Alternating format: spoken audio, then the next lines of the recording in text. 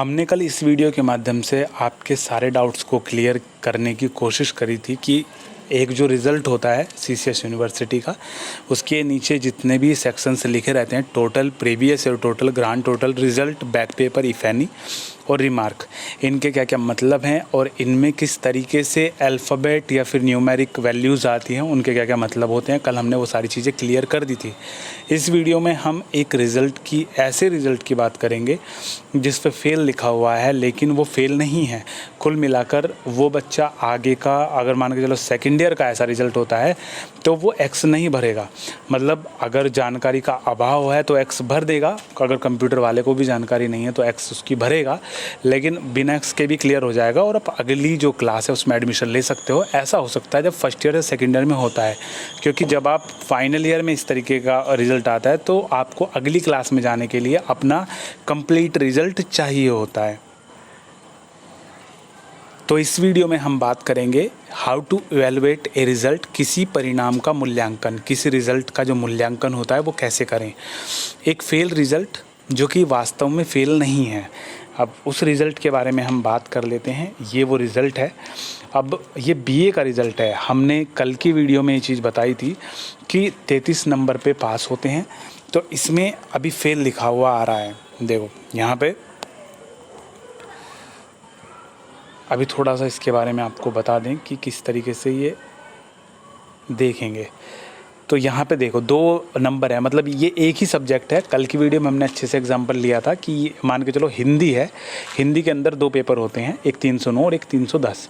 उसके बाद हिस्ट्री है, हिस्ट्री के अंदर 2 पेपर होते हैं, एक 332 एक 333। उसके बाद पॉलिटिकल साइंस है, पॉलिटिकल साइंस में 360 और 361, इस तरीके 2-2 नंबर, 2-2 ये हैं। एक सब्जेक्ट को पास होने के लिए 33 नंबर चाहिए, तो वो ऐड करके होंगे। ऐड करके कैसे?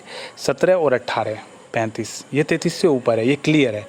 17 और आपके 12, ये हो गए 29, ठीक है। अब 15 और 13, 5 और 3 8 और 2 28, ठीक है। इस तरीके से हो गए। अब 33 से कम ये भी है, 33 से कम ये भी है। अब 5 नंबर का ग्रेस होता है। अब यहाँ पे अगर हम 5 नंबर का ग्रेस दें तो 29 में कितने की ज़रूरत पड़ेगी? 30 हो गया, 1 31 32 33, तो 4 नंबर यहाँ पे चले जाएंगे, ये पास हो जाएगा। लेकिन 1 नंबर बचा अभी भी, 1 नंबर यूनिवर्सिटी इसमें दे देगी। इसमें देने के बाद क्या है, 28 का हो जाएगा 29, लेकिन ये भी 33 नहीं हो पाया। तो इसकी वजह से यूनिवर्सिटी ने यहाँ पे फेल लिख दिया, क्योंकि ग्रेस मार्क्स मिलाने के बाद भी आपका जो है क्लियर नहीं हो पा रहा था। तो जो सर्वर होता है इसका, सीसीएस यूनिवर्सिटी का सर्वर होता है, वो पाता है कि भाई आप 2 सब्जेक्ट में फ़ेल हो, क्योंकि 5 नंबर देने के बाद भी आप फेल थे, तो 5 नंबर वो नहीं दे पाया, जिसकी वजह से आपको पहले की तरह उन्होंने 2 सब्जेक्ट में फ़ेल माना और जिसकी वजह से फ़ेल आया। अब जब बैक फॉर्म आएंगे, बैक फॉर्म कब आते हैं, आप एक चीज़ मोटा मोटी सुन लो, मतलब क्लियरली आपको पता चल जाएगा। आप फिर ये सवाल नहीं करोगे जैसे कमेंट सेक्शन में पूछते हो कि बैक फॉर्म कब आएंगे। तो बैक फॉर्म जब आपका रिज़ल्ट आता है, अभी बता रहे हैं कि 10 सितंबर तक सबके रिज़ल्ट आ जाएंगे। जब सभी का रिज़ल्ट आ जाएगा उसके बाद सभी बच्चों को क्लियर हो जाएगा कि किसका एक्स है, किसकी बैक है, कौन पास है, कौन क्लियर है, किसको इम्प्रूवमेंट की ज़रूरत है, ठीक है। तो जब आपका सारी चीज़ें सभी स्टूडेंट्स को क्लियर हो जाएंगी तब बैक फॉर्म आएंगे। मतलब सबके रिज़ल्ट आने के कम से कम 20 दिन बाद बैक फॉर्म देखने को आपको मिलेंगे। तो तब क्या करोगे आप, क्या करोगे, हमने इन भाई को बताया कि ये जो है 17 और 12 29, इसमें आप बैक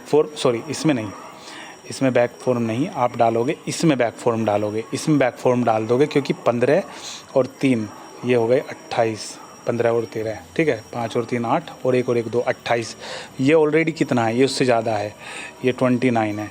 तो जब आप इसमें बैक फॉर्म डाल दोगे तो ये मान के चलो हो गया आपका 35 मान लो, 35 हो गया। तो ये 35 हो गया, तो इसमें ऑटोमेटिकली 5 नंबर का ग्रेस मिल जाएगा और ये अपने आप निकल जाएगा ऊपर, ठीक है ना। तो हमने बताया था कि 27 नंबर अगर किसी बच्चे के आते हैं तो 5 ग्रेस मिल के हो जाता है, अगर 26 आते हैं तब उसे दिक्कत पड़ती है, ठीक है।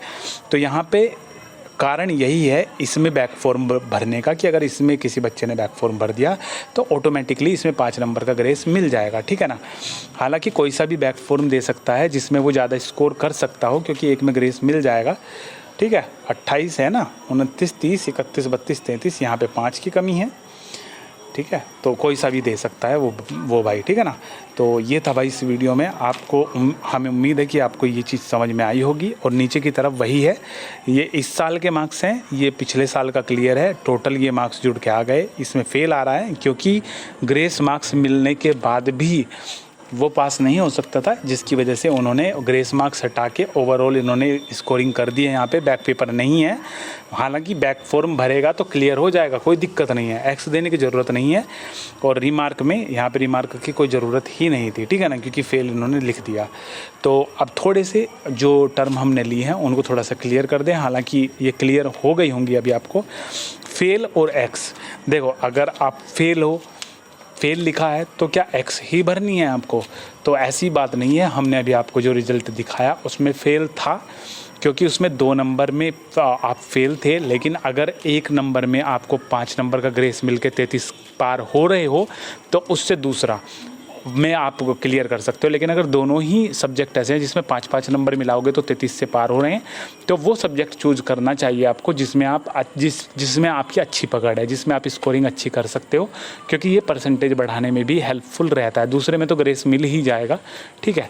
ये चीज़ बैक फॉर्म या फिर एक्स फॉर्म, तो इसमें बैक फॉर्म और एक्स फॉर्म क्या होते हैं? देखो बैक फॉर्म तो वही हो गया कि एक सब्जेक्ट में आपके कम नंबर है, एक सब्जेक्ट का मतलब हिंदी के अंदर अगर 2 सब्जेक्ट है तो दोनों में भर सकते हो। अगर बीकॉम वगैरह की आप बात करो तो कोई भी 2 सब्जेक्ट उसमें चूज़ होते हैं, अगर खुलेंगे सारे ही, लेकिन 2 सब्जेक्ट चूज़ करोगे तो ऑटोमेटिकली सब धुंधला सा हो जाएगा, माइल्ड हो जाएगा, ठीक है ना। कोई भी 2 आप सेलेक्ट कर सकते हो, ठीक है। और एक्स फॉर्म होता है सारे के सारे जो पेपर होते हैं वो दोबारा से दोगे, आप पूरा का पूरा सेमेस्टर दोबारा करोगे। एक्स फॉर्म का मतलब यही होता है, ठीक है ना। तो ये आपके क्लियर हो गए हैं। बाकी हमारे इंस्टाग्राम को आप फॉलो कर लेना अगर नहीं करा है, क्योंकि हम सभी को अपना व्हाट्सअप नंबर नहीं दे सकते हैं इंस्टाग्राम को, लेकिन आप फॉलो कर सकते हो, क्योंकि जब भी कोई अपडेट आती है, न्यूज़पेपर वगैरह की कटिंग जो होती है, जो इम्पोर्टेंट अपडेट होती है, जैसे कि कौन सी मेरिट लगी है, कितने पे लगी, सारी चीज़ें हम अपने स्टेटस पे लगाते हैं और अपने इंस्टाग्राम पे डालते हैं, और उसके अलावा अपने टेलीग्राम ग्रुप पे डालते हैं और ट्विटर पे भी डालते हैं। मतलब इनसे रिकॉर्ड आप ले सकते हो, क्योंकि इंस्टाग्राम पे तो 24 घंटे बाद हट जाता है, लेकिन लेटेस्ट अपडेट का पता चलता रहता है, ठीक है। तो वो चीज़ है। और OFI शॉर्ट्स पे हम शॉर्ट्स वीडियो डालते हैं, लेकिन फ़िलहाल कम डालते हैं, लेकिन आपको इसके बारे में भी मतलब रेगुलर इसको भी कर देंगे, ठीक है ना। तो बाकी यही था, और रिज़ल्ट की जो लिंक है वो डिस्क्रिप्शन में आपको मिल जाएगी। ऐसी वीडियो के लिए जो CCH यूनिवर्सिटी से रिलेटेड होती है, या फिर कोई भी फॉर्म वगैरह की अपडेट होती है, उसके लिए इंस्टाग्राम पे फॉलो अप कर लेना। वहाँ पे भी रील्स वगैरह के माध्यम से हम अपडेट कराया करेंगे, और उसी का एक OFI शॉर्ट्स पे शॉर्ट जो वीडियो का वर्जन है, मिनी वर्जन जो है, वहाँ पे डाल दिया करेंगे किसी भी वीडियो का, ठीक है। तो यही था भाई इस वीडियो में, और कोई भी सवाल हो आपका तो कमेंट करना, कोशिश करेंगे जितनी जल्दी हो सके आपके सवालों के रिप्लाई करने की। वीडियो के डिस्क्रिप्शन में सारी ज़रूरी लिंक्स हैं, फॉलो कर लेना अगर आप उस ऐप को यूज़ करते हो तो, क्योंकि वहाँ पर भी आपको ज़रूरी अपडेट मिलती रहेंगी।